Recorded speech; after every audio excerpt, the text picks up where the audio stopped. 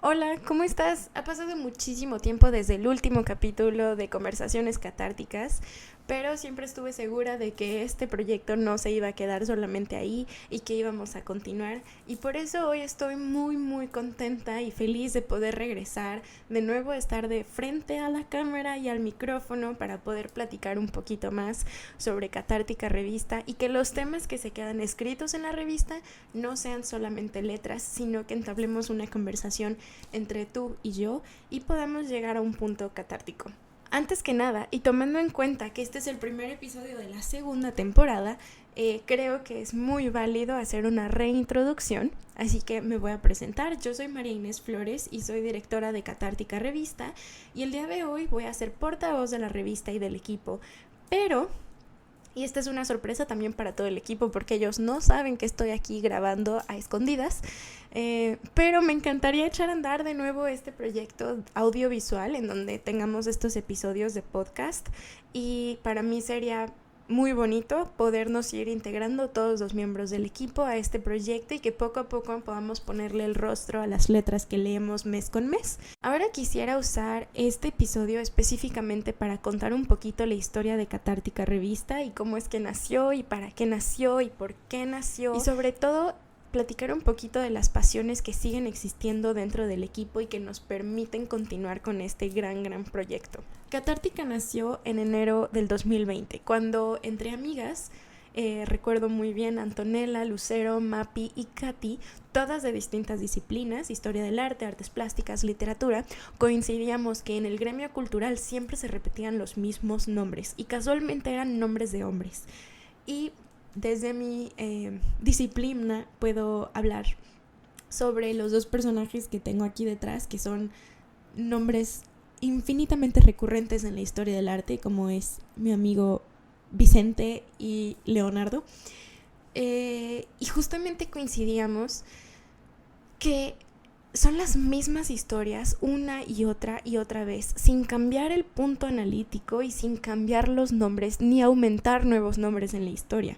Entonces platicábamos cómo es que todavía hay muchísimo por hablar y muchísimo por aprender y aún más por discutir. Teniendo esto en cuenta y para poder entender no nada más este podcast, pero la mayoría de las publicaciones que tiene Catártica Revista, quiero proponer algunas novedades, algunas nuevas perspectivas que, quiero confesar, son heredadas de mis profesoras.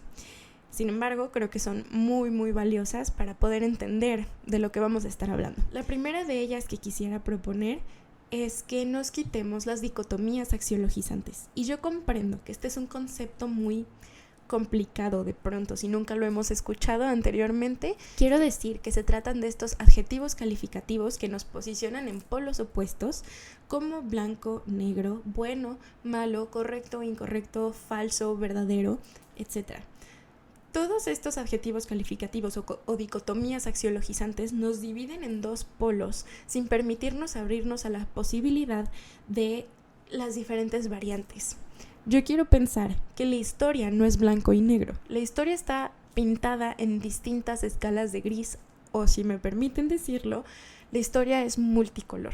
Así, hablando de cómo entender la historia en una tonalidad distinta y en distintos matices, también quiero proponer el punto número 2, que es justamente entender la historia según uno de los grandes pensadores del siglo XX. Sin embargo, creo que esta persona rechazaría que le llamáramos de este tipo.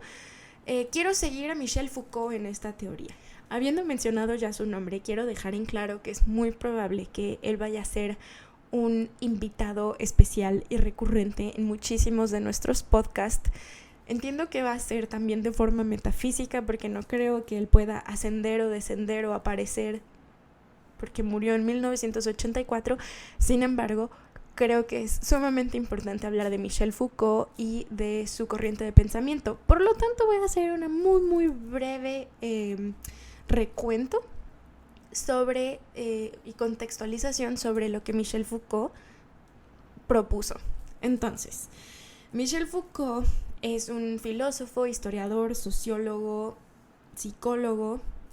Finalmente, yo lo podría llamar un polímata francés que justamente desarrolla su corriente del pensamiento que muchas personas van a llamar como postestructuralista. Sin embargo, él en vida rechazó muchísimo este título. Sin embargo, como digo, desarrolla esta corriente de pensamiento entre los 60s y los 80s antes de su muerte en 1984, en donde propone entender y desentrañar las estructuras sociales que están estrechamente ligadas con el saber y el poder. Es entonces que, entendiendo este muy amplio concepto de la corriente de pensamiento de Michel Foucault, quiero tomar en cuenta lo que él propone para entender la historia.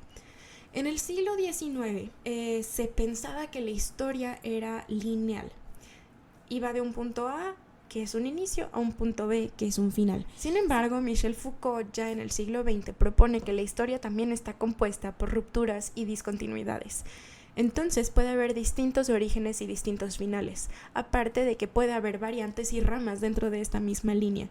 Entonces la historia finalmente no es lineal. No se trata de una línea temporal que vaya del punto A al punto B, sino que hay una serie de puntos y líneas entrecruzadas que podrían incluso curvear la historia.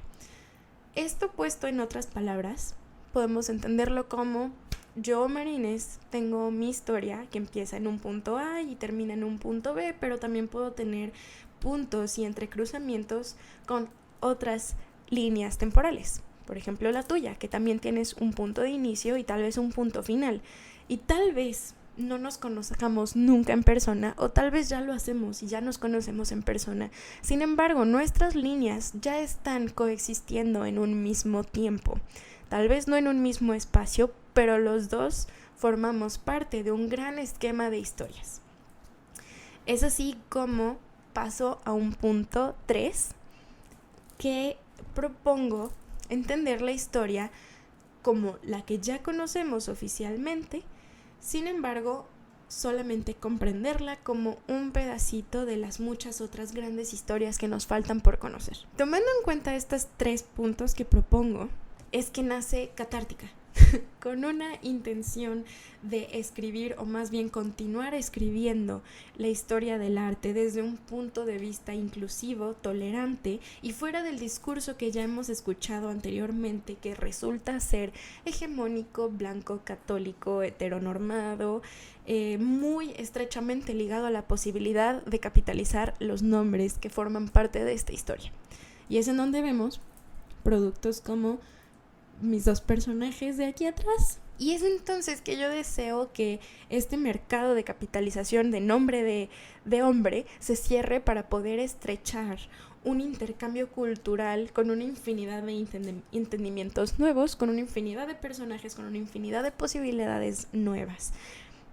Es así que entonces abrimos un espacio digital, una plataforma cultural en la cual podamos discutir las nuevas formas artísticas o las antiguas formas artísticas que ya se han estudiado, pero desde un nuevo punto de vista, pero también hablar de todas estas manifestaciones artísticas que se han quedado dentro de las sombras debido a las estructuras de saber y de poder que nos han controlado. Es por eso que de forma muy romántica quiero decir que Catártica se vuelve un espacio para deambular desnudo y vulnerable entre las letras, en donde no nos alcanza todo el ruido de afuera. La revista se nombra Catártica debido al proceso de catarsis que propone Aristóteles como la posibilidad de redimirse ante una tragedia.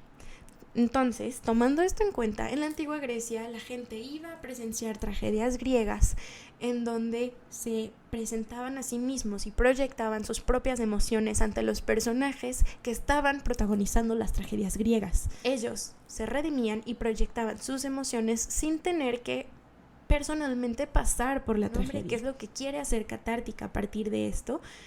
Es, a través de un proceso de purificación, reescribir la historia del arte sin la necesidad de borrar lo que ya existe. Además, Catártica también es un espacio con producción literaria y artística. Esto quiere decir que también publicamos narrativa, crónica, cuento corto, poesía y además un poco de artes visuales como fotografía, pintura, incluso cine y música, para poder abrir todos nuestros sentidos a las nuevas manifestaciones.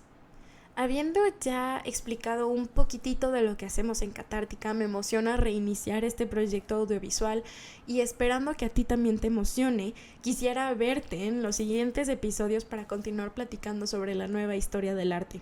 No olvides suscribirte en nuestro canal, seguirnos en nuestras redes sociales y sobre todo leernos cada día 20 de mes en nuestra revista digital en el link que vas a poder encontrar en la cajita de abajo. Muchas gracias por escucharnos, por vernos. Te vemos pronto. Adiós.